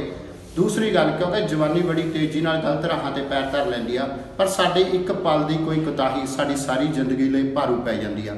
ਸੋ ਇਸ ਦੇ ਵਿੱਚ ਮੈਂ ਚਾਹੁੰਦਾ ਕਿ ਨੌਜਵਾਨ ਕਿਸੇ ਵੀ ਤਰ੍ਹਾਂ ਭਟਕਣ ਤੋਂ ਪਹਿਲਾਂ ਹੀ ਉਹਨਾਂ ਰਾਹਾਂ ਬਾਰੇ ਜ਼ਰੂਰ ਸੋਚ ਲੈਣ, ਕਿਉਂਕਿ ਇਸ ਲਾਈਫ ਦੇ ਵਿੱਚ ਕੀ ਦੁੱਖ ਨੇ, ਕੀ ਤਕਲੀਫਾਂ ਨੇ, ਸਾਡੀ ਜ਼ਿੰਦਗੀ ਕਿਵੇਂ ਨਰਕ ਬਣ ਜਾਂਦੀ ਹੈ ਤੇ ਅਸੀਂ ਪਰਿਵਾਰ ਦੀ ਜ਼ਿੰਦਗੀ ਨੂੰ ਕਿਵੇਂ ਨਰਕ ਬਣਾ ਦਿੰਦੇ ਹਾਂ। ਉਹ ਹਰ ਚੀਜ਼ ਨੂੰ ਅਸੀਂ ਮਨੋਵਿਗਿਆਨਕ ਢੰਗ ਨਾਲ ਲਿਖਣ ਦੀ ਕੋਸ਼ਿਸ਼ ਕੀਤੀ ਆ। ਇਹਦੇ 'ਚ ਖਾਲਸਾ ਜੀ ਦੇ ਪਿਛੋਕੜ ਤੋਂ ਲੈ ਕੇ ਹੁਣ ਤੱਕ ਦਾ ਹਰ ਬਿਰਤਾਂਤ ਦਿੱਤਾ ਗਾ ਤੇ ਉਸ ਨੂੰ ਅਸੀਂ ਮਨੋਵਿਗਿਆਨਕ ਢੰਗ ਨਾਲ ਲਿਖਣ ਦੀ ਕੋਸ਼ਿਸ਼ ਕੀਤੀ ਆ, ਤਾਂ ਕਿ ਨੌਜਵਾਨ ਇਹਨਾਂ ਰਾਹਾਂ ਤੇ ਪੈਰ ਪਾਉਣ ਤੋਂ ਪਹਿਲਾਂ ਹੀ ਇਸ ਬਾਰੇ ਸਤਰਕ ਹੋ ਜਾਣ। ਅਸੀਂ ਅੱਜ ਫ੍ਰੈਜਨੋ ਦੇ ਵਿੱਚ ਅਮਰੀਕਾ ਦੇ ਵਿੱਚ ਬੁੱਕ ਰਿਲੀਜ਼ ਕੀਤੀ ਆ ਤੇ ਇਸ ਬੁੱਕ ਰਿਲੀਜ਼ ਕਰਨ ਦੀ ਸਾਰੇ ਦੋਸਤਾਂ ਮਿੱਤਰਾਂ ਨੂੰ ਬਹੁਤ-ਬਹੁਤ ਵਧਾਈ ਦਿੰਦੇ ਆ। ਤੇ ਇਹ ਬੁੱਕ ਨਸ਼ਿਆਂ ਤੋਂ ਕਿੱਦਾਂ ਗੁਰੂ ਸਾਹਿਬ ਬੰਨੀ ਆਇਆ ਸਾਡਾ ਵੀਰ, ਤੇ ਆਉਣ ਵਾਲੇ ਹਜ਼ਾਰਾਂ ਮਿੱਤਰਾਂ ਦੋਸਤਾਂ ਨੂੰ ਵੀ, ਨੌਜਵਾਨ ਪੀੜ੍ਹੀ ਨੂੰ ਸੰਦੇਸ਼ ਦੇ ਰਹੇ ਆ ਵੀ ਤੁਸੀਂ ਵੀ ਇਹ ਬੁੱਕ ਨੂੰ ਜ਼ਰੂਰ ਪੜ੍ਹਿਓ ਤੇ ਵਿਚਾਰਿਓ ਤੇ ਆਪਣੇ ਜੀਵਨ ਨੂੰ ਨਸ਼ਿਆਂ ਦੀ ਦਲਦਲ ਚੋਂ ਕੱਢ ਕੇ ਸਿੱਖੀ ਸਰੂਪ ਵੱਲ ਆਓ ਤੇ ਨਸ਼ਿਆਂ ਤੋਂ ਬਚੋ। ਵਾਹਿਗੁਰੂ ਜੀ ਕਾ ਖਾਲਸਾ, ਵਾਹਿਗੁਰੂ ਜੀ ਕੀ ਫਤਿਹ। ਅੱਜ ਅਸੀਂ ਅਮਰੀਕਾ ਦੇ ਵਿੱਚ ਬੁੱਕ ਰਿਲੀਜ਼ ਕੀਤੀ ਆ ਧਰਮਵੀਰ ਚੱਠਾ ਜੀ ਵੱਲੋਂ ਲਿਖੀ ਹੋਈ। ਸਾਰੇ ਮੇਰੇ ਸੱਜਣ ਮਿੱਤਰ ਦਾ ਪਹੁੰਚਣ ਤੇ ਮੇਰੇ ਵੱਲੋਂ ਧੰਨਵਾਦ ਕੀਤਾ ਜਾਂਦਾ। ਮਾੜੇ ਕੰਮਾਂ ਤੋਂ ਹਟ ਕੇ ਜ਼ਿੰਦਗੀ ਬਦਲਦਿਆਂ ਦੇਰ ਨਹੀਂ ਲੱਗਦੀ। ਜਦੋਂ ਗੁਰੂ ਮਹਾਰਾਜ ਦੀ ਕਿਰਪਾ ਹੋ ਜਾਵੇ ਤੇ ਜੇ ਸੁਬਹ ਦਾ ਭੁੱਲਿਆ ਹੋਇਆ ਸ਼ਾਮ ਨੂੰ ਬੰਦਾ ਘਰ ਮੁੜ ਆਵੇ ਤਾਂ ਉਹਨੂੰ ਭੁੱਲਿਆ ਨਹੀਂ ਕਿਹਾ ਜਾਂਦਾ। ਅੱਜ ਬੜਾ ਖੁਸ਼ੀ ਦਾ ਦਿਨ ਸੀ ਕਿ ਫ੍ਰਿਜਨੋ ਸ਼ਹਿਰ ਦੇ ਵਿੱਚ ਰਜਿੰਦਰਪਾਲ ਸਿੰਘ ਖਾਲਸਾ, ਜਿਨ੍ਹਾਂ ਨੇ ਪਹਿਲੇ ਜੀਵਨ ਦੇ ਵਿੱਚ ਬੜੇ ਮਾੜੇ ਕੰਮ ਕੀਤੇ ਤੇ ਉਹਨਾਂ ਨੇ ਗੁਰੂ ਤੋਂ ਸੇਧ ਲੈਂਦਿਆਂ ਆਪਣਾ ਜੀਵਨ ਬਦਲਿਆ ਤੇ ਹੁਣ ਉਹ ਬਠਿੰਡੇ ਵਾਲੇ ਕਾਂ ਤੋਂ ਰਾਜਵਿੰਦਰਪਾਲ ਸਿੰਘ ਖਾਲਸਾ ਬਣ ਚੁੱਕੇ ਆ ਤੇ ਉਹਨਾਂ ਦੇ ਜੀਵਨ ਦੇ ਉੱਤੇ ਆਧਾਰਿਤ ਬਾਇਓਗ੍ਰਾਫੀ ਧਰਮਵੀਰ ਚੱਠਾ ਵੱਲੋਂ ਲਿਖੀ ਗਈ ਹੈਗੀ ਆ। ਤੇ ਅੱਜ ਇਹ ਪੁਸਤਕ ਕਾਗੋਂ ਹੰਸ ਕਰੇ ਫ੍ਰਿਜਨੋ ਦੇ ਗੁਰਦੁਆਰਾ ਸਿੰਘ ਸਭਾ ਦੇ ਵਿੱਚ ਪਤਵੰਤੇ ਸੱਜਣਾ ਦੀ ਹਾਜ਼ਰੀ ਤੇ ਰਿਲੀਜ਼ ਕੀਤੀ ਗਈ। ਅਸੀਂ ਮਾਛੀ ਕੇ 48 ਮੀਡੀਆ ਗਰੁੱਪ ਵੱਲੋਂ ਧਰਮਵੀਰ ਚੱਠਾ ਤੇ ਉਹਨਾਂ ਦੀ ਪੂਰੀ ਟੀਮ ਨੂੰ ਬਹੁਤ-ਬਹੁਤ ਮੁਬਾਰਕਬਾਦ ਦਿੰਦੇ ਹਾਂ। ਮਨੁੱਖ ਨੂੰ ਜ਼ਿੰਦਗੀ ਚੰਗੇ ਕੰਮਾਂ ਲਈ ਮਿਲੀ ਆ, ਪਰ ਮਨੁੱਖ ਕਈ ਵਾਰ ਮਾੜੇ ਕੰਮਾਂ ਦੇ ਵਿੱਚ ਪੈ ਜਾਂਦਾ ਤੇ ਆਪਣੀ ਜ਼ਿੰਦਗੀ ਦਾ ਸੰਤੁਲਨ ਗਵਾ ਬੈਠਦਾ। ਪਰ ਜਦੋਂ ਬਿਲਕੁਲ ਮੁੜ ਕੇ ਦੁਬਾਰਾ ਫਿਰ ਚੰਗੇ ਕੰਮ ਕਰਨ ਲੱਗਦਾ ਤਾਂ ਇੱਕ ਖੁਸ਼ਹਾਲ ਜ਼ਿੰਦਗੀ ਬਣਾ ਲੈਂਦਾ। ਇਸੇ ਤਰ੍ਹਾਂ ਦੀ ਇੱਕ ਪੁਸਤਕ ਕਾਗੋਂ ਹੰਸ ਕਰੇ ਜੋ ਜੀਵਨੀ ਆ ਫ੍ਰਿਜਨੋ ਦੇ ਵਿੱਚ ਰਿਲੀਜ਼ ਕੀਤੀ ਗਈ ਤੇ ਇੱਥੇ ਬਹੁਤ ਸਾਰੇ ਪਤਵੰਤੇ ਸੱਜਣਾਂ ਨੇ ਹਾਜ਼ਰੀ ਭਰੀ। ਫ੍ਰਿਜਨੋ ਤੋਂ ਮੈਂ ਕੁਲਵੰਤ ਤੋਂ ਤਾਲੀਆਂ, ਆਪਣੇ ਸਾਥੀ ਨੀਲਾ ਮਾਸ਼ੀਕੇ ਤੇ ਕੈਮਰਾ ਕਰਾਜ ਉੱਭੀ ਦੇ ਨਾਲ। ਕੈਲੀਫੋਰਨੀਆ ਦੇ ਆਕਲੈਂਡ ਵਿੱਚ ਨਸਲੀ ਹਿੰਸਾ ਦੇ ਖਿਲਾਫ ਨਿਆਂ ਅਤੇ ਪੁਲਿਸ ਸੁਧਾਰ ਦੀ ਮੰਗ ਨੂੰ ਲੈ ਕੇ ਹੋ ਰਹੇ ਪ੍ਰਦਰਸ਼ਨ ਦੌਰਾਨ ਪ੍ਰਦਰਸ਼ਨਕਾਰੀਆਂ ਨੇ ਇੱਕ ਅਦਾਲਤ ਕੰਪਲੈਕਸ ਵਿੱਚ ਅੱਗ ਲਗਾ ਦਿੱਤੀ। ਪੁਲਿਸ ਥਾਣੇ ਵਿੱਚ ਤੋੜਫੋੜ ਕੀਤੀ ਤੇ ਪੁਲਿਸ ਕਾਮਿਆਂ ਤੇ ਪਟਾਕੇ ਵੀ ਸੁੱਟੇ। ਆਕਲੈਂਡ ਪੁਲਿਸ ਵਿਭਾਗ ਦੇ ਬੁਲਾਰੇ ਅਧਿਕਾਰੀ ਨੇ ਦੱਸਿਆ ਹੈ ਕਿ ਤਕਰੀਬਨ 700 ਪ੍ਰਦਰਸ਼ਨਕਾਰੀਆਂ ਨੇ ਪ੍ਰਦਰਸ਼ਨ ਵਿੱਚ ਹਿੱਸਾ ਲਿਆ। ਸ਼ੁਰੂਆਤ ਵਿੱਚ ਇਹ ਮਾਰਚ ਸ਼ਾਂਤੀਪੂਰਨ ਸੀ, ਪਰ ਬਾਅਦ ਵਿੱਚ ਕੁਝ ਲੋਕਾਂ ਨੇ ਖਿੜਕੀਆਂ ਤੋੜੀਆਂ ਤੇ ਪੁਲਿਸ ਕਾਮਿਆਂ ਵੱਲੋਂ ਪਟਾਕੇ ਵੀ ਸੁੱਟੇ। ਇਸ ਖੇਤਰ ਵਿੱਚ ਕਈ ਸਥਾਨਾਂ ਤੇ ਅੱਗ ਲਗਾਏ ਜਾਣ ਦੀਆਂ ਘਟਨਾਵਾਂ ਵੀ ਸਾਹਮਣੇ ਆਈਆਂ। ਅਲਮੇਡਾ ਕਾਉਂਟੀ ਸੁਪੀਰੀਅਰ ਅਦਾਲਤ ਵਿੱਚ ਵੀ ਅੱਗ ਲਗਾਈ ਗਈ ਪਰ ਉਸ ਤੇ ਜਲਦੀ ਕਾਬੂ ਪਾ ਲਿਆ ਗਿਆ। ਵਾਟਸਨ ਨੇ ਕਿਹਾ ਹੈ ਕਿ ਪੁਲਿਸ ਨੇ ਕਈ ਲੋਕਾਂ ਨੂੰ ਗ੍ਰਿਫਤਾਰ ਵੀ ਕੀਤਾ ਹੈ ਪਰ ਉਹਨਾਂ ਨੇ ਇਸ ਸੰਬੰਧ ਵਿੱਚ ਵਿਸਥਾਰ ਜਾਣਕਾਰੀ ਨਹੀਂ ਦਿੱਤੀ। ਸਿੱਖ ਯੂਥ ਐਡਮਿੰਟਨ ਨੇ ਕਰੋਨਾ ਦੌਰਾਨ ਨਿਸ਼ਕਾਮ ਲੰਗਰਾਂ ਦੀ ਸੇਵਾ ਕੀਤੀ ਹੈ। ਸੰਸਥਾ ਦੇ ਸਵੈ ਸੇਵੀ ਸੇਵਕਾਂ ਦਾ ਇੱਕ ਵਿਸ਼ੇਸ਼ ਪ੍ਰੋਗਰਾਮ ਆਯੋਜਿਤ ਕਰਕੇ ਧੰਨਵਾਦ ਕੀਤਾ ਗਿਆ। ਇਸ ਮੌਕੇ ਸਰਦਾਰ ਗੁਲਜ਼ਾਰ ਸਿੰਘ ਨੇ ਦੱਸਿਆ ਹੈ ਕਿ ਸਿੱਖ ਯੂਥ ਐਡਮਿੰਟਨ ਸੰਨ 2010 ਤੋਂ ਸਮਾਜ ਸੇਵਾ ਦੇ ਕਾਰਜ ਕਰਦਾ ਆ ਰਿਹਾ ਹੈ ਅਤੇ ਸੰਸਥਾ ਵੱਲੋਂ ਲੰਮੇ ਸਮੇਂ ਤੋਂ ਲੋੜਵੰਦਾਂ ਤੱਕ ਲੰਗਰ ਅਤੇ ਰਸਦ ਵੀ ਪਹੁੰਚਾਇਆ ਜਾ ਰਿਹਾ ਹੈ ਅਤੇ ਇੱਥੋਂ ਦੀ ਫੈਡਰਲ ਸਰਕਾਰ ਵੱਲੋਂ ਵੀ ਸਿੱਖ ਯੂਥ ਐਡਮਿੰਟਨ ਨੂੰ ਇਸ ਸੇਵਾ ਲਈ $1 ਲੱਖ ਦੀ ਸਹਾਇਤਾ ਵੀ ਦਿੱਤੀ ਗਈ ਹੈ। ਪੇਸ਼ ਹੈ ਸਾਡੀ ਇੱਕ ਖਾਸ ਰਿਪੋਰਟ। ਦੇਸ਼ਾਂ ਵਿਦੇਸ਼ਾਂ ਵਿੱਚ ਵਸਦਾ ਸਿੱਖ ਭਾਈਚਾਰਾ ਹਮੇਸ਼ਾ ਹੀ ਲੋੜਵੰਦਾਂ ਦੀ ਸੇਵਾ ਲਈ ਨਿਰੰਤਰ ਮੈਦਾਨ ਵਿੱਚ ਰਹਿੰਦਾ ਹੈ। ਇਸੇ ਲੜੀ ਤਹਿਤ ਸਿੱਖ ਯੂਥ ਐਡਮਿੰਟਨ ਨੇ ਵੀ ਕਰੋਨਾ ਸੰਕਟ ਦੌਰਾਨ ਨਿਸ਼ਕਾਮ ਲੰਗਰਾਂ ਦੀ ਸੇਵਾ ਕੀਤੀ। ਸਿੱਖ ਯੂਥ ਐਡਮਿੰਟਨ ਦੇ ਸਵੈ ਸੇਵੀ ਸੇਵਕਾਂ ਦਾ ਇੱਕ ਵਿਸ਼ੇਸ਼ ਪ੍ਰੋਗਰਾਮ ਆਯੋਜਿਤ ਕਰਕੇ ਧੰਨਵਾਦ ਕੀਤਾ ਗਿਆ। ਇਸ ਖਾਸ ਮੌਕੇ ਤੇ ਬੋਲਦਿਆਂ ਸਰਦਾਰ ਗੁਲਜ਼ਾਰ ਸਿੰਘ ਨੇ ਦੱਸਿਆ ਕਿ ਸਿੱਖ ਯੂਥ ਐਡਮਿੰਟਨ ਸੰਨ 2010 ਤੋਂ ਸਮਾਜ ਸੇਵਾ ਦੇ ਕਾਰਜ ਕਰਦਾ ਆ ਰਿਹਾ ਹੈ। ਸੰਸਥਾ ਵੱਲੋਂ ਨਿਰੰਤਰ ਹੀ ਲੋੜਵੰਦਾਂ ਦੀ ਮਦਦ ਕੀਤੀ ਜਾਂਦੀ ਹੈ ਅਤੇ ਲੰਮੇ ਸਮੇਂ ਤੋਂ ਲੋੜਵੰਦਾਂ ਤੱਕ ਲੰਗਰ ਅਤੇ ਰਸਦਾਂ ਪਹੁੰਚਾਈਆਂ ਜਾਂਦੀਆਂ ਨੇ। ਹੁਣ ਜਦੋਂ ਕੋਰੋਨਾ ਦਾ ਸੰਕਟ ਹੈ, ਇਸ ਦੌਰਾਨ ਵੀ ਸਿੱਖ ਯੂਥ ਐਡਮਿੰਟਨ ਵੱਲੋਂ ਉਸ ਸਮੇਂ ਸੇਵਾ ਕੀਤੀ ਗਈ ਜਦੋਂ ਲੋਕ ਆਪਣੇ ਸਗੇ ਸੰਬੰਧੀਆਂ ਨੂੰ ਵੀ ਛੱਡ ਕੇ ਭੱਜ ਰਹੇ ਸਨ। ਸੰਸਥਾ ਦੇ ਆਗੂਆਂ ਨੇ ਦੱਸਿਆ ਕਿ ਫੈਡਰਲ ਸਰਕਾਰ ਨੇ ਵੀ ਸਿੱਖ ਯੂਥ ਐਡਮਿੰਟਨ ਨੂੰ ਇਸ ਸੇਵਾ ਦੇ ਲਈ $1 ਲੱਖ ਦੀ ਸਹਾਇਤਾ ਦਿੱਤੀ ਹੈ। ਵਾਹਿਗੁਰੂ ਜੀ ਕਾ ਖਾਲਸਾ, ਵਾਹਿਗੁਰੂ ਜੀ ਕੀ ਫਤਿਹ। ਗੁਰੂ ਪਿਆਰੀ ਸਾਧ ਸੰਗਤ ਜੀ, ਜੋ ਆਪ ਸਭ ਸੰਗਤ ਨੇ ਸੇਵਾ ਕੀਤੀ, ਉਹ ਸੇਵਾ ਨੂੰ ਬੂਰ ਪਿਆ ਤੇ ਅੱਜ ਕੈਨੇਡਾ ਦੀ ਗੌਰਮੈਂਟ ਨੇ ਤੁਹਾਨੂੰ ਹੋਰ ਵੱਡੇ ਕਦਮ ਪੁੱਟਣ ਵਾਸਤੇ, ਹੋਰ ਸੇਵਾ ਕਰਨ ਵਾਸਤੇ ਆਪਣੀ ਸੇਵਾ ਵੀ ਉਹਨਾਂ ਨੇ ਤੁਹਾਡੀ ਸੇਵਾ ਦੇ ਵਿੱਚ ਹਿੱਸਾ ਪਾਇਆ। ਕੈਨੇਡਾ ਸਰਕਾਰ ਦਾ ਅਤੇ ਜਿੰਨੇ ਵੀ ਵੀਰ ਵਲੰਟੀਅਰ ਸੇਵਾ ਕਰਦੇ, ਇਹਨਾਂ ਸਭ ਦਾ ਬਹੁਤ ਵੱਡਾ ਯੋਗਦਾਨ ਹੈ ਤੇ ਇਹਨਾਂ ਬਹੁਤ ਬਹੁਤ ਧੰਨਵਾਦ। ਇਹਨਾਂ ਨੂੰ ਫੇਰ ਖੁਸ਼ੀ ਦੇ ਵਿੱਚ ਇੱਕ ਜਕਾਰਾ ਛੱਡੀਏ, ਬੋਲੇ ਸੋ ਨਿਹਾਲ। ਤੇ ਆਪਾਂ ਆਸ ਕਰਦੇ ਹਾਂ ਵੀ ਅੱਗੇ ਤੋਂ ਵੀ ਜੇ ਕਦੀ ਕਿਤੇ ਵੀ ਕੋਈ ਕਿਸੇ ਕਿਸਮ ਦੀ ਸੇਵਾ ਦੀ ਕਿਤੇ ਲੋੜ ਪਵੇ ਤੇ ਆਪਾਂ ਇਸੇ ਤਰ੍ਹਾਂ ਹੀ ਰਲ ਮਿਲ ਕੇ ਹੱਲਾ ਮਾਰ ਕੇ ਵੱਧ ਚੜ੍ਹ ਕੇ ਸੇਵਾ 'ਚ ਹਿੱਸਾ ਪਾਈਏ। ਇਤਨੀਆਂ ਕੀ ਬੇਨਤੀਆਂ ਬੋਲਦਾ ਫਤਿਹ ਵਜਾਉਣੇ। ਵਾਹਿਗੁਰੂ ਜੀ ਕਾ ਖਾਲਸਾ, ਵਾਹਿਗੁਰੂ ਜੀ ਕੀ ਫਤਿਹ। ਵਾਹਿਗੁਰੂ ਜੀ ਕਾ ਖਾਲਸਾ, ਵਾਹਿਗੁਰੂ ਜੀ ਕੀ ਫਤਿਹ। ਮੈਂ ਹਰਪ੍ਰੀਤ ਸਿੰਘ ਦਰਦੀ, ਚੜ੍ਹਦੀ ਕਲਾ ਟਾਈਮ TV ਤੋਂ। ਮੈਨੂੰ ਬੜੀ ਖੁਸ਼ੀ ਹੁੰਦੀ ਹੈ ਜਦੋਂ ਸਾਡੇ ਸਾਰੇ ਪੱਤਰਕਾਰ ਵੀਰ ਸਮਾਜ ਦੇ ਜਿਹੜੇ ਕੰਮ ਹੋ ਰਹੇ ਹੁੰਦੇ ਉਹਨਾਂ 'ਚ ਬੜਾ ਪੋਜ਼ਿਟਿਵ ਰੋਲ ਨਿਭਾਉਂਦੇ ਨੇ। ਅੱਜ ਕੱਲ੍ਹ ਨੈਗੇਟਿਵ ਮੀਡੀਆ ਬੜਾ ਹੋ ਗਿਆ ਅਤੇ ਪੋਜ਼ਿਟਿਵ ਗੱਲ ਕਰਨ ਵਾਲੇ ਬਹੁਤ ਘੱਟ ਬੰਦੇ ਨੇ। ਅਤੇ ਜਿਵੇਂ ਹੁਣ ਵੀਰ ਜੀ ਨੇ ਕਿਹਾ, ਦੀਪਕ ਸੋਂਧੀ ਜੀ ਨੇ ਪੁੱਛਿਆ ਵੀ ਤੁਸੀਂ ਅਪਲਾਈ ਕੀਤਾ ਕਿ ਨਹੀਂ ਕੀਤਾ। ਇੱਕ ਪ੍ਰੇਰਣਾ ਚਿਣਗ ਲਾਉਣ ਵਾਲੀ ਗੱਲ ਜਿਹੜੀ ਹੁੰਦੀ ਹੈ ਨਾ, ਉਹ ਬੜੀ ਵੱਡੀ ਗੱਲ ਹੁੰਦੀ ਹੈ। ਕਿਸੇ ਨੂੰ ਕਿਸੇ ਨਾਲ ਜੋੜਨਾ, ਹਾਂਜੀ ਇਹ ਤੁਸੀਂ ਕਰੋ ਅਤੇ ਉਹਦੇ ਨਾਲ ਤੁਹਾਨੂੰ ਹੋਰ ਹੱਲਾਸ਼ੇਰੀ ਮਿਲੇਗੀ। ਅਤੇ ਮੀਡੀਆ ਦੇ ਵਿੱਚ ਰਹਿ ਕੇ ਦੀਪਕ ਸੋਂਧੀ ਜੀ ਨੇ ਜੇ ਕੰਮ ਕੀਤਾ ਅਤੇ ਬਹੁਤ ਵੱਡਾ ਕੰਮ ਕੀਤਾ ਵੀ ਇਹਨਾਂ ਨੇ ਇੱਕ ਸੇਧ ਦਿੱਤੀ ਵੀ ਇਹ ਰਸਤਾ ਹੈਗਾ। ਇਹਦੇ ਨਾਲ ਸਾਨੂੰ ਹੋਰ ਹੱਲਾਸ਼ੇਰੀ ਗੌਰਮੈਂਟ ਵੱਲੋਂ, ਜਿਹੜੀ ਫੈਡਰਲ ਗੌਰਮੈਂਟ ਵੱਲੋਂ ਮਿਲੀ ਹੈ, ਜੇ ਉਹ ਚਿਣਗ ਉਹਨਾਂ ਨੇ ਲਗਾਈ ਹੈ ਅਤੇ ਅੱਜ ਅਸੀਂ ਇਸ ਜਿਹੜੀ ਮਦਦ ਮਿਲੀ ਹੈ ਸਾਰੇ ਇਕੱਠੇ ਹੋ ਕੇ ਸਰਕਾਰ ਦਾ ਧੰਨਵਾਦ ਵੀ ਕਰ ਰਹੇ। ਮੈਂ ਚਾਹਾਂਗਾ ਦੀਪਕ ਸੋਂਧੀ ਜੀ ਲਈ ਸਾਰੇ ਜ਼ਰੂਰ ਤਾੜੀਆਂ ਮਾਰਨ ਅਤੇ ਬਹੁਤ ਖੁਸ਼ੀ ਹੋ ਰਹੀ ਹੈ। ਮੈਂ ਚਾਹਾਂਗਾ ਯੂਥ ਹੈ, ਯੂਥ ਜ਼ਰੂਰ ਅੱਗੇ ਆਵੇ ਐਂਡ ਹੋਰ ਆਪਣੇ ਨਾਲ ਬੱਚਿਆਂ ਨੂੰ ਜੇ ਜੋੜੋਗੇ, ਯੂਥ ਨੂੰ ਜੋੜੋਗੇ, ਬਹੁਤ ਵੱਡੀ ਗੱਲ ਹੋਏਗੀ। ਕਿਉਂਕਿ ਉਹਨਾਂ ਨੂੰ ਜਦੋਂ ਅਸੀਂ ਸੇਵਾ ਦੇ ਕੰਮਾਂ 'ਚ ਨਾਲ ਜੋੜਦੇ ਹਾਂ ਨਾ ਜੀ, ਸਾਡੀ ਤਾਕਤ ਕਈ ਗੁਣਾ ਵੱਧ ਜਾਂਦੀ ਹੈ। ਅਤੇ ਬੱਚੇ ਬੱਚੀਆਂ, ਮੇਰੀ ਭੈਣ ਛੋਟੀ, ਜੇ ਉਹ ਅੱਗੇ ਆਈ ਵਿਲ ਰਿਕੁਐਸਟ ਵੀ ਤੁਸੀਂ ਹੋਰ ਕਾਲਜਾਂ ਯੂਨੀਵਰਸਿਟੀਆਂ 'ਚ ਆਪਣੇ ਇੰਨੇ ਸਟੂਡੈਂਟ ਇੱਥੇ ਪੜ੍ਹ ਰਹੇ ਨੇ, ਜ਼ਰੂਰ ਉਹਨਾਂ ਨੂੰ ਨਾਲ ਵਲੰਟੀਅਰ ਵਰਕ ਦੇ ਜੋੜੋ।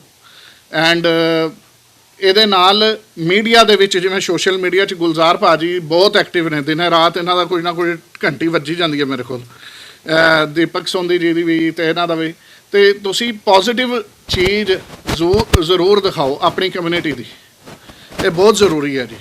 ਅਸੀਂ ਦੁਨੀਆ ਨੂੰ ਜਿੰਨਾ ਪੋਜ਼ੀਟਿਵ ਦਿਖਾ ਸਕੀਏ ਉਨੇ ਅੱਜ ਮੀਡੀਆ ਕਰਕੇ ਹੀ ਸਾਡੀ ਜਿਹੜੀ ਕਮਿਊਨਿਟੀ ਹੈ ਇੱਥੇ ਰਾਜ ਭਾਗ ਇੱਕ ਤਰ੍ਹਾਂ ਨਾਲ ਕਰ ਰਹੀ ਹੈ।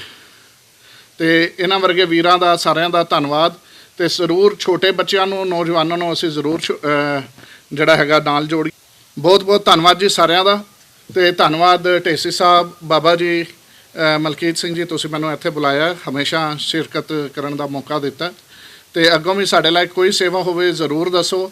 ਮੀਡੀਆ ਨੂੰ ਜ਼ਰੂਰ ਸਪੋਰਟ ਕਰੋ, ਭਾਵੇਂ ਟਾਈਮਜ਼ ਆਫ ਏਸ਼ੀਆ, ਭਾਵੇਂ ਅਸੀਂ ਚੜ੍ਹਦੀ ਕਲਾ, ਭਾਵੇਂ ਮਨਜੀਤ ਭਾਜੀ ਨੇ। ਦੇਖੋ ਮੀਡੀਆ ਨੂੰ ਵੀ ਸਪਾਂਸਰਸ਼ਿਪਸ ਚਾਹੀਦੀਆਂ ਹੁੰਦੀਆਂ ਨੇ ਆਪਣੇ ਖਰਚੇ ਕੱਢਣ ਲਈ, ਸਾਰਾ ਕੁਝ ਕੱਢਣ ਲਈ। ਜ਼ਰੂਰ ਅਪੀਲ ਕਰਾਂਗਾ ਮੀਡੀਆ ਨੂੰ ਵੀ ਨਾਲ ਜਿੱਥੋਂ ਕਿੱਥੋਂ ਵੀ ਕਿੱਧਰੋਂ ਕਿਸੇ ਢੰਗ ਨਾਲ ਵੀ ਸਪਾਂਸਰਸ਼ਿਪਸ ਮਿਲ ਸਕਣ ਜ਼ਰੂਰ ਦਵਾਓ। ਓਕੇ ਜੀ, ਵਾਹਿਗੁਰੂ ਜੀ ਕਾ ਖਾਲਸਾ, ਵਾਹਿਗੁਰੂ ਜੀ ਕੀ ਫਤਿਹ। ਵਾਹਿਗੁਰੂ ਜੀ ਕਾ ਖਾਲਸਾ, ਵਾਹਿਗੁਰੂ ਜੀ ਕੀ ਫਤਿਹ। ਸਾਨੂੰ ਅੱਜ ਇਹ ਦੱਸਦਿਆਂ ਨੂੰ ਬੜੀ ਖੁਸ਼ੀ ਹੋ ਰਹੀ ਹੈ ਕਿ ਸਿੱਖ ਯੂਥ ਐਡਮਿੰਟਨ ਜੋ 2010 ਤੋਂ ਮਾਨਵਤਾ ਦੀ ਸੇਵਾ ਕਰਦੀ ਹੈ, ਮਨੁੱਖਤਾ ਦੀ ਸੇਵਾ ਕਰਦੀ ਹੈ, ਆਪਣੇ ਸਮਾਜ ਦੀ ਸੇਵਾ ਕਰਦੀ ਹੈ, ਇਹ 2010 ਤੋਂ ਸੇਵਾ 'ਚ ਲੱਗੀ ਹੋਈ ਹੈ ਤੇ ਲਗਾਤਾਰ ਇਹ ਸੇਵਾਵਾਂ ਜਿਹੜੀਆਂ ਨੇ ਜਾਰੀ ਨੇ।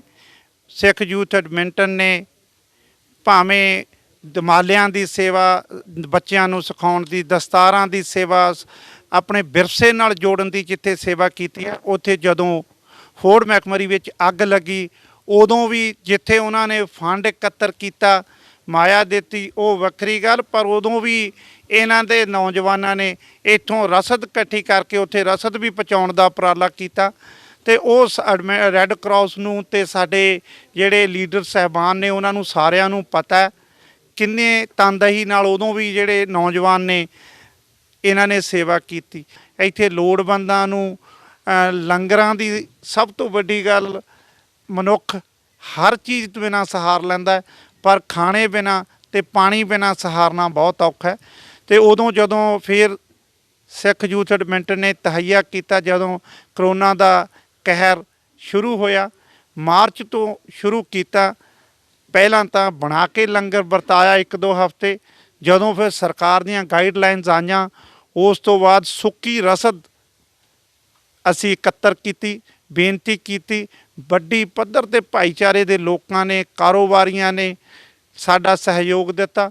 ਉਹ 'ਚ ਸਭ ਤੋਂ ਵੱਡੀ ਜੇ ਅਸੀਂ ਕਹੀਏ ਸਾਨੂੰ ਸਾਥ ਦਿੱਤਾ ਪੰਜਾਬੀ ਮੀਡੀਆ ਨੇ, ਵਿਸ਼ੇਸ਼ ਕਰਕੇ ਮੇਰੇ ਸਤਿਕਾਰਯੋਗ ਵੀਰ ਸੌਂਦੀ ਜੀ ਨੇ, ਵੀਰ ਮਨਜੀਤ ਸਿੰਘ ਤੇ ਵੀਰ ਹਰਪ੍ਰੀਤ ਸਿੰਘ ਚੜ੍ਹਦੀ ਕਲਾ ਵਾਲੇ, ਇਹਨਾਂ ਤਿੰਨਾਂ ਵੀਰਾਂ ਨੇ ਸਾਡਾ ਅੱਗੇ ਹੋ ਕੇ ਸਾਡੀ ਬਾਂਹ ਫੜੀ ਤੇ ਇਹਨਾਂ ਨੇ ਸਾਡੀ ਜਿਹੜੀ ਗੱਲ ਹੈ ਉਹ ਵੱਧ ਤੋਂ ਵੱਧ ਭਾਈਚਾਰੇ 'ਚ ਅਤੇ ਐਡਮਿੰਟਨ ਵਿੱਚ ਜਿੱਥੇ ਜਿੱਥੇ ਵੀ ਲੋੜਵੰਦ ਸੀ ਉਹਨਾਂ ਤੱਕ ਪਹੁੰਚਾਉਣ 'ਚ ਸਾਡੀ ਮਦਦ ਕੀਤੀ। ਤੇ ਇਹ ਜਿਹੜੀ ਮੀਡੀਆ ਦੀ ਕਵਰੇਜ ਕਾਰਨ ਹੋਈ ਹੈ, ਉਹਦੇ ਕਾਰਨ ਹੀ ਜਿੱਥੇ ਅਸੀਂ ਆਪਣੀ ਰਸਦ ਵੱਧ ਤੋਂ ਵੱਧ ਲੋਕਾਂ ਤੱਕ ਪਹੁੰਚਾਉਣ 'ਚ ਸਫਲ ਹੋਏ ਹਾਂ। ਤੇ ਸਾਡੇ ਸਤਿਕਾਰਯੋਗ ਮਿਨਿਸਟਰ ਸਾਹਿਬਾਨ ਅਲਬਰਟਾ ਗੌਰਮੈਂਟ ਦੇ ਤੇ ਸਾਡੇ ਮੈਂਬਰ ਪਾਰਲੀਮੈਂਟ ਸਾਹਿਬਾਨ, ਉਹ ਸਾਰਿਆਂ ਨੇ ਸ਼ਮੂਲੀਅਤ ਕੀਤੀ, ਇੱਥੇ ਆ ਕੇ ਸਾਡੇ ਨੌਜਵਾਨਾਂ ਦਾ ਹੌਸਲਾ ਵਧਾਇਆ। ਸਾਨੂੰ ਜਿੱਥੇ ਸਲਾਹਕਾਰ ਵਧੀਆ ਮਿਲੇ, ਸਾਡੀ ਲੀਡਰਸ਼ਿਪ ਵਧੀਆ ਸੀ, ਵੀਰ ਢੇਸੀ ਸਾਹਿਬ, ਵੀਰ ਗੁਰਪ੍ਰੀਤ ਜੀ, ਬਾਬਾ ਜੀ, ਜਿੱਥੇ ਵੀਰ ਦਲਜੀਤ ਸਿੰਘ, ਜਿੱਥੇ ਸਾਡੀ ਲੀਡਰਸ਼ਿਪ ਇੰਨੀ ਵਧੀਆ ਸੀ ਉੱਥੇ ਸਾਡੇ ਜਿਹੜੇ ਸੇਵਾਦਾਰ ਨੇ ਉਹਨਾਂ 'ਚ ਜਜ਼ਬਾ ਬੜੇ ਕਮਾਲ ਦਾ ਸੀ। ਜਿੱਥੇ ਜਿੱਥੇ ਸਾਡੀ ਗੱਲ ਜਾਈ ਗਈ ਸਾਨੂੰ ਆਪ ਨਹੀਂ ਪਤਾ ਹੁੰਦਾ ਸੀ ਵੀ ਸਾਡੇ ਕੋਲ ਕਿੰਨਾ ਲੰਗਰ ਆ ਜਾਣਾ, ਕਿੰਨੀ ਭੇਟਾਂ ਆ ਜਾਣੀਆਂ ਆਪਣੇ ਆਪ। ਕਿਉਂਕਿ ਹੁਣ ਤਾਂ ਮੈਂ ਤੁਹਾਨੂੰ ਇਹ ਦੱਸਦਿਆਂ ਖੁਸ਼ੀ ਮਹਿਸੂਸ ਹੋ ਰਹੀ ਹੈ ਕਿ ਅਲਬਰਟਾ ਦੀ ਜਿਹੜੀ ਫੈਡਰਲ ਸਰਕਾਰ ਹੈ ਤੇ ਰੈੱਡ ਕਰਾਸ ਹੈ, ਉਹਨਾਂ ਨੇ ਸਾਡੀਆਂ ਸੇਵਾਵਾਂ ਨੂੰ ਦੇਖਦੇ ਹੋਏ $1 ਲੱਖ ਸਾਨੂੰ ਗ੍ਰਾਂਟ ਮਨਜ਼ੂਰ ਕੀਤੀ ਹੈ। ਧੰਨਵਾਦ ਕਰਨ ਲਈ ਇਹਨਾਂ ਨੂੰ ਇੱਥੇ ਬੁਲਾਇਆ ਸੀ ਤੇ ਅਸੀਂ ਬੜੀ ਪਾਰਦਰਸ਼ਤਾ ਰੱਖਣੀ ਚਾਹੁੰਦੇ ਸੀ। ਅਸੀਂ ਸਾਰਾ ਇਹਨਾਂ ਨੂੰ ਦੱਸਿਆ ਕਿੰਨੀ ਗ੍ਰਾਂਟ ਆਈ ਹੈ। ਇੱਕ 79,000 ਦੀ ਗ੍ਰਾਂਟ ਆਈ ਹੈ, ਦੂਜੀ 9,000 ਸਮਥਿੰਗ, ਅਪਰੋਕਸੀਮੇਟਲੀ $1 ਲੱਖ ਤੋਂ $6 ਘੱਟ, ਆਪਾਂ $1 ਲੱਖ ਕਹਿ ਸਕਦੇ ਹਾਂ, ਸਾਡੀ ਸੰਸਥਾ ਨੂੰ ਗ੍ਰਾਂਟ ਇਹ ਗੌਰਮੈਂਟ ਨੇ ਦਿੱਤੀ ਹੈ। ਇਹਦੇ ਵਿੱਚ ਸਾਡੇ ਮੀਡੀਆ ਵਾਲੇ ਵੀਰਾਂ ਦਾ, ਸਾਡੇ ਸੇਵਾਦਾਰ ਵੀਰਾਂ ਦਾ ਬਹੁਤ ਬਹੁਤ ਧੰਨਵਾਦ ਅਤੇ ਯਕੀਨ ਦਿਵਾਉਂਦੇ ਹਾਂ ਜਿੱਦਾਂ ਪਹਿਲਾਂ ਸੇਵਾ ਚੱਲਦੀ ਰਹੀ ਹੈ, ਇਹ ਸੇਵਾ ਨਿਸ਼ਕਾਮ ਤਰੀਕੇ ਨਾਲ ਇਦਾਂ ਹੀ ਚੱਲਦੀ ਰਹੂਗੀ। ਚੜ੍ਹਦੀ ਕਲਾ ਟਾਈਮ ਟੀਵੀ ਲਈ ਐਡਮਿੰਟਨ ਤੋਂ ਜੈਤੇਕ ਸਿੰਘ ਦੀ ਰਿਪੋਰਟ। ਅੱਜ ਦੀਆਂ ਨਾਰਥ ਅਮਰੀਕਾ ਨਿਊਜ਼ ਵਿੱਚ ਬਸ ਇੰਨਾ ਹੀ। ਹੁਣ ਤੁਸੀਂ ਮੈਨੂੰ ਮਨਦੀਪ ਕੌਰ ਖਾਲਸਾ ਨੂੰ ਦਿਓ ਆਗਿਆ। ਧੰਨਵਾਦ ਜੀ।